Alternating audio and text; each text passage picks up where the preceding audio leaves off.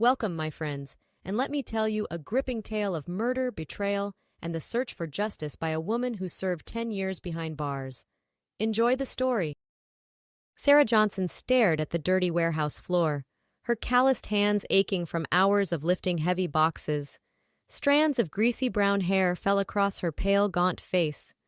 Just 2 weeks ago, she thought this backbreaking job was her ticket to a new life after 10 years in a Louisiana state penitentiary. But now it had all come crashing down. Again. "Johnson! Andrews! In my office now!" the warehouse manager barked. Sarah glanced at Kelly Andrews, her coworker and former cellmate. They had stuck together on the outside, determined to go straight. But with their criminal records, good jobs were impossible to find. This gig at Valdez Shipping and Receiving was the best they could get. The women trudged to the manager's office, the smell of stale cigarettes and cheap cologne hitting them as they entered. Frank Valdez, a pot-bellied man with beady eyes, glared at them from behind a cluttered metal desk. "You're fired, both of you," he spat. "I don't want no convicts working for me. A concerned employee tipped me off to your sordid pasts." Sarah's green eyes flashed with anger, but she bit her tongue. Getting into it with this creep wouldn't help matters. Kelly, however, was less restrained. "We did our time! You can't fire us for crimes we already paid for," the feisty redhead argued. "I can and I did," Valdez sneered. "Now get your stuff and get out." As they turned to leave, Valdez fixed Sarah with a lecherous gaze. "What were you in for anyway? You got that hardened criminal look about you." Sarah paused and looked back at him coldly. "Murder." The Louisiana humidity was suffocating as Sarah walked through the dingy streets of her old neighborhood in New Orleans. Spanish moss hung from sprawling oak trees, and the air was thick with the smell of fried catfish. This was a world away from the white-collar life she used to know. Sarah's thoughts drifted to her ex-husband Mark, the man she had supposedly murdered in cold blood. They had been college sweethearts, marrying young and living the American dream. Nice house in the suburbs, good jobs, fancy vacations. The only piece missing was a baby. After years of trying, fertility treatments, and failed adoptions, Mark's eye had started to wander. 6 months before that fateful night, Mark announced he was leaving Sarah for his 24-year-old yoga instructor, Tiffany. Sarah was devastated, but not entirely surprised. She had sensed them growing apart, saw how Mark's eyes followed young mothers pushing strollers down the street. When he said he wanted a divorce, she didn't fight it, just quietly signed the papers and watched him drive away. Half a year later, Sarah returned home from her shift as an ER nurse to find Mark's body splayed on her living room floor, eyes open and mouth froze in a surprised "oh." She called 911 in a panic, watching helplessly as the paramedics pronounced him dead at the scene. The detective on the case, a hard-faced man named Bill Warner, immediately pegged Sarah as the prime suspect. "He dumped you and you were angry," Warner accused her. "A woman scorned and all that. You poisoned him to get your revenge." "No, I didn't. I hadn't seen Mark in months," Sarah protested. But it was no use. The medical examiner found a massive dose of Sarah's prescription sleeping pills in Mark's system. Her fingerprints were all over the apartment. There was no sign of forced entry. To the cops, it was an open and shut case. Sarah Johnson, 35, murdered her ex-husband in a jealous rage. At the trial, prosecutors painted Sarah as a cold-hearted killer. Her own friends and family turned against her, believing she must have snapped. Her attorney, an overworked public defender, barely put up a fight. Sarah was convicted of second-degree murder and sentenced to 15 years in prison. As the bailiff led her away in handcuffs, she locked eyes with Mark's brother Andrew, his face etched with hatred and disgust. Sarah would never forget the smug look of satisfaction on Andrew's angular face as she was dragged down to hell. Sarah slammed her shopping basket down, the metal clanging against the checkout conveyor belt. After losing yet another dead-end job, she was back to pinching pennies and clipping coupons just to eat. As she watched the cashier ring up her meager groceries, rice, beans, canned tuna, white bread, she thought back to her stint at the Eunice Hunt Correctional Center for Women. Her first day, Sarah was terrified, sure she would be eaten alive by the hardened criminals surrounding her, But her cellmate Kelly took her under her wing, showing her the ropes and keeping the more predatory inmates at bay. Kelly was in for murdering her abusive husband Denny, a meth head who took sick pleasure in beating her senseless and molesting their 2 young daughters. After one particularly brutal attack, Kelly had grabbed a kitchen knife and fought back with all she had, stabbing Denny 16 times until he lay dead in a pool of his own blood. No one could say Kelly didn't have justifiable cause. But the small-town Louisiana jury saw things differently. They found Kelly guilty of manslaughter and gave her 12 years. Her girls placed in the foster system. Kelly was angry and bitter, but not at the system that failed her or the man who tormented her for years. She reserved her rage for herself, for not killing Denny sooner, before he could lay a hand on her babies. Sarah and Kelly formed an unlikely friendship behind bars, bonding over their shared pain and determination to survive. When Sarah was paroled after 8 years for good behavior, she promised to stick by Kelly on the outside. She was there the day Kelly was released, a plastic bag with her meager possessions in hand. They moved into a cramped studio apartment in the 9th Ward, sleeping on stained mattresses on the floor, and subsisting on food bank handouts. But they were together and they were free. After being fired from the warehouse, Kelly still found work as a janitor at New Orleans General Hospital and helped Sarah land a job there too. Scrubbing bedpans and mopping up strangers' bodily fluids wasn't exactly Sarah's dream career, but it paid the bills and kept her parole officer off her back. Their co-workers, a gossipy bunch of nurses' aides and orderlies, quickly sniffed out Sarah and Kelly's histories. "I heard that one's a killer," Tamika Watson, a young LPN, whispered loudly as Sarah pushed her mop past the nurse's station. "Offed her husband for insurance money." "Well, I heard the redhead stabbed her old man and watched him bleed out," Sharice Brown replied with a shudder. "Never trust a woman who's done hard time." Sarah and Kelly endured the daily indignities and sideways glances. In this post-conviction life, it was all they could do to keep their heads down and muddle through. That was, until the night Sarah met Nadine Bellamy and everything changed. It was after midnight and the hospital's fluorescent lights cast a sickly pall as Sarah buffed the beige linoleum. The ER was quiet for once, the usual stream of drunks, overdoses, and knife fight victims tapering to a trickle. Sarah was looking forward to clocking out and falling into bed. Suddenly, the emergency room doors burst open, and a pack of paramedics rushed in alongside a gurney. On it lay a hugely pregnant young woman, her face contorted in pain, a sheen of sweat on her ebony skin. She let out a guttural moan, hands clasped over her distended belly. "Nadine Bellamy, 29, 36 weeks gestation," a harried EMT called out.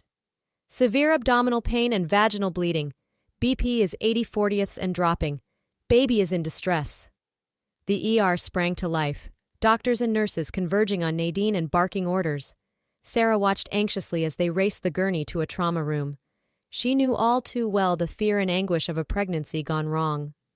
The brief time she and Mark had conceived, Sarah miscarried before the end of the first trimester. They never found out exactly why Sarah couldn't carry to term, but she always blamed herself. Maybe, she thought, if she had just relaxed more, taken better care of herself, maybe then she'd be a mother and Mark would still be alive. Sarah shook off the dark memories and kept mopping. It was almost an hour later when she passed by Nadine's room and heard a soft voice calling, "Nurse." She stopped and peeked her head in. Nadine was alone, her face sallow and streaked with tears. She had an IV running into one arm and fetal heart monitor strapped to her belly. "I'm not a nurse, sorry," Sarah said awkwardly. "Let me go find someone." "No, don't leave me, please," Nadine begged, extending a trembling hand. "I don't think I'm going to make it. The doctors, they had a look on their faces. I could tell." She choked back a sob. Sarah didn't quite know what to say. She wasn't equipped for this, for serving as confessor to a dying stranger. But something in Nadine's plaintive gaze drew her in. She tentatively stepped into the room and moved to the young mother's bedside. "Is there anything I can do?" Sarah asked softly, lightly touching Nadine's shoulder. Nadine nodded and motioned to a crumpled piece of paper on the rolling tray table. "I wrote a letter explaining everything. If I don't make it, I need you to keep it and not give it to Andrew. Andrew Dardano. Promise me." She gripped Sarah's wrist with surprising strength. Sarah swallowed hard, mind reeling. Andrew Dardano. Mark's brother, Andrew. The man who stared her down with such contempt all those years ago. What could this stranger possibly have to tell him? "I promise," Sarah managed. "I'll deliver the message if it comes to that. But I'm sure it won't. You're young, you're strong." Nadine smiled sadly and relaxed her grip, sinking back onto the damp hospital sheets. "Bless you," she whispered. "Bless you." Just then, a phalanx of doctors and nurses pushed into the room. "Miss Bellamy, your blood tests show your liver is failing. The baby is in severe distress. We need to do an emergency C-section now to try to save him."